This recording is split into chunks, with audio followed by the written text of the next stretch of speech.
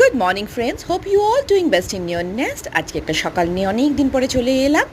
দেখো জবা গাছে কতগুলো জবা ফুটেছে। সুইমিং পুলটাও আমাদের ভর্তি করেছে, গরম পড়েছে বলে। আজকে রোদ ছিল না, কিন্তু বেশ একটা ভ্যাপসা গরম ছিল সকালে, পরে রোদ উঠেছিল অবশ্য। করবি গাছেও দেখো অনেকগুলো করবি ফুটেছে, কিন্তু অনেকগুলো শুকিয়েও গেছে, কেন ওখানে প্রচণ্ড গরম পড়েছিল। তো জল দিলেও কিন্তু গাছে অনেক সময় এখন ফুল শুকিয়ে যাচ্ছে।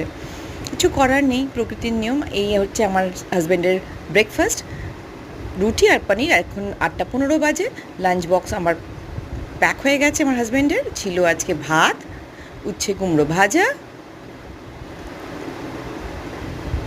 আজকে নিরামিষ ছিল তাই সয়াবিন আলু কড়াইশুঁটি দিয়ে তরকারি, আর দই।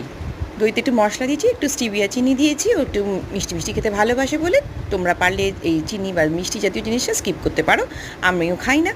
এনি হাও, এটাই ছিল আজকে আমাদের লাঞ্চ, আর আমার হাজব্যান্ডেরও লাঞ্চ ছিল, লাঞ্চ বক্সে পাঠিয়েছি। এনজয়।